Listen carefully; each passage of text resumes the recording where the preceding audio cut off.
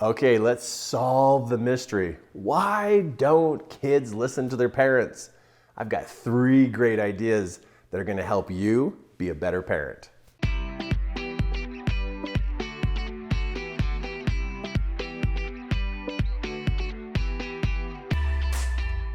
Let's solve a really big mystery in life. Why don't kids listen? Right? Like, what happens? What's the communication gap that happens? You know how you probably have said this, where you've said, I've told you 10 times. You know how as parents we count like how many times we tell our kids something? We think as parents like there's some magical number of like how many times we're going to tell our kids before they finally listen. You know, it doesn't even matter. They don't count, we count. But why is it that they're not listening? Well, let's find the 3 reasons or the 3 things you can do to be able to help your kids listen to you. Okay, let's address a very important first step. Are you using the right language? Now, I'm not saying to use more tough, aggressive language. No, I'm saying, are you coming down to their level and talking their language? You see, kids are younger than you, right? They're less developed than you. They don't think like you. And yet, we as adults talk to kids like they're adults. They are not adults. They don't think like adults. They don't process like adults. They don't talk like adults. There's nothing the same. You are here. Your child is here. There is a gap, a really big gap between understanding and communication and making sense of things. Your kids actually need help understanding. So depending on, Olsen, did I spell that right? Who cares? I don't know if I spelled that right. Don't look at that.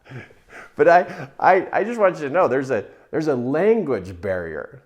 There's a language barrier between us and our kids. And so for us, as we are talking to our kids, we need to come down to their level. And if they're really little kids, we need to come down to their level. My 17-year-old, I talk to my 17-year-old differently than my 25-year-old. I'm not going to talk to them the same. And when all my kids were younger, they had quite a number of years between each other. So if I was talking to my 15-year-old, my 9-year-old and my 5-year-old, those are 3 different conversations. If you want to be understood, this is you want to be understood, you need to come to the level of the person you're speaking to. You need to come to their level. Change the way you're speaking to them. And more than likely, you need to slow down in what you're saying. You think everybody else processes information as fast as you process it and they can hear as fast as you're speaking. They don't do it the same way you do it. Just like going to a different country, they speak a different language. You're not going to be understood until you learn their language. You went to their country. Kids are their own countries. They're just their own countries. And you're coming into their country, learn their language. Connect with them and understand how they speak and how they interpret things. Number 2, to help you with kids listening to you, is when you have something to share with your child, and let's say you're giving them an explanation of how to do the dishes, you show and tell how the dishes are to be done, not just tell. This is where we as parents, we get a little messed up. We think we can just tell people what to do. And even other people, we show and tell, and then we ask them to show us what we just showed them. We show, tell, and show. And that completes the process, because if I take my son over to the sink and I say, okay, I want you to do these dishes. Well, when I come back, like 10 minutes later, and he's using cold water to wash the dishes, no soap, and he's also using a well-used washcloth, and he's just rinsing them off with cold water and sticking them on the counter with no towel to drip on, we now know that the family is probably going to get sick from some kind of stuff left on the cups and dishes, right? But all I said was do the dishes. But if I go over and show him and I explain how it works and I get it all started, but then I stop, back off from it, maybe even drain the water out that I just used, and I said, okay, now you show me what I just taught you.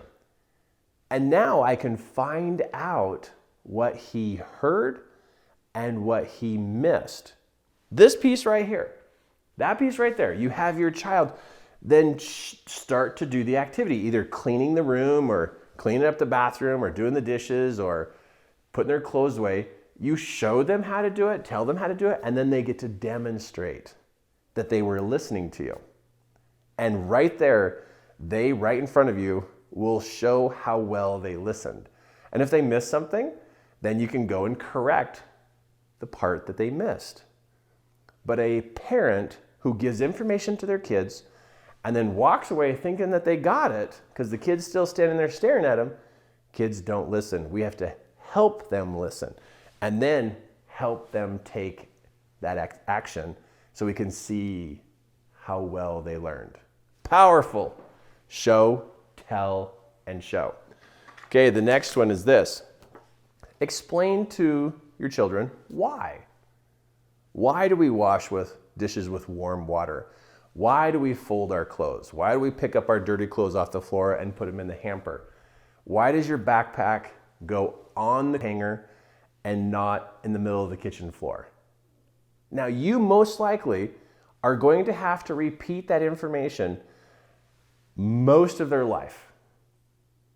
And when I see parents who get all frustrated and put out because they have to repeat themselves, I wonder if they forgot what parenting is. When your child lives with you, be a great teacher. Or I'll tell you exactly what's going to happen.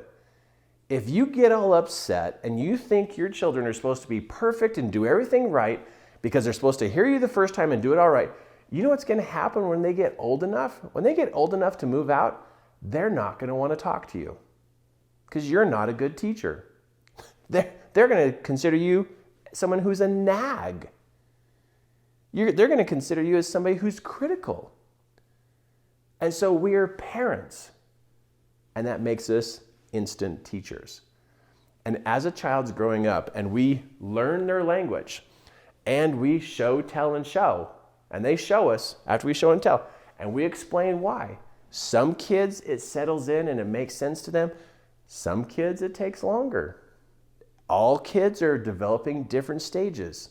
They're children, right? They're all in development stages. And kids are not fully developed by they're 12 years old. Kids are not fully developed when they're 17 years old. That's why they're called teenagers. They're still kids. You know, even 21, 25-year-olds are still learning. And so I really believe as parents, we need to really be, very conscious here that we are teachers for their whole entire life. And we repeat what we taught them. We keep showing them. I have two of my boys right now who are married. And when they come over to the house and we're all having dinner together, and I said, hey, will you do the dishes? I'm still going to go over and go, okay, remember to use warm water. Here's the soap. And they kind of look at me like, Dad, you've taught me all my life. But it sure makes the experience better because I'm still in the place of being a teacher. Now, if you're a parent and you're disagreeing with me right now, you're thinking, no, kids need to figure this out and they need to learn this so I don't have to repeat myself ever again. Okay, wait until your kids grow up and then you see what happens. I've mentored a lot of people and I hear what parents wrestle with as their kids get older and they don't have a good relationship with their kids.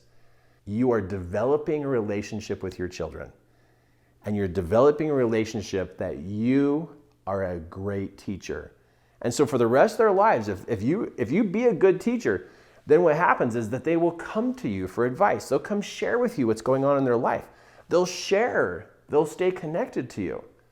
but I have mentored so many parents who struggle in their relationship with their kids, and then they find out it's because they had expectations that their kids were supposed to learn it one time. We're parents, and we teach our kids. So explain to them why it's important of what you're teaching them. Have them show you after you did the show and tell, and find their language. Find how they talk and how they think. Each child is different. Each child is unique. And parenting is a beautiful experience. Someday your kids grow up and they leave. And you hope always that your kids will come back and stay connected with you. That's what it's all about. It's all about being connected and having a great relationship. But to be able to help your kids listen, there's 3 great steps that I've seen parents change their ways and take on these 3 steps. And wow, it changes things for the better in such a short time. I know being a parent is a crazy experience, right? Well, I would love to train you on more about how to be a great influence on your kids. And so number 1, subscribe. Definitely subscribe here to the YouTube channel so you can get more training coming to you to support you in areas of your life that you can adjust and get better. So subscribe. Step number 2, go to my website at 3 Key Elements and look into a program I have that's called Royalty and Romance. It's about husband and wife. And now it's a relationship class. If you're not into a relationship class, then go check out Master Your Influence. Both classes are powerful to be able to help you be a great parent. And so here at 3 Key Elements, I just want you to know we're here to support you in your life getting better.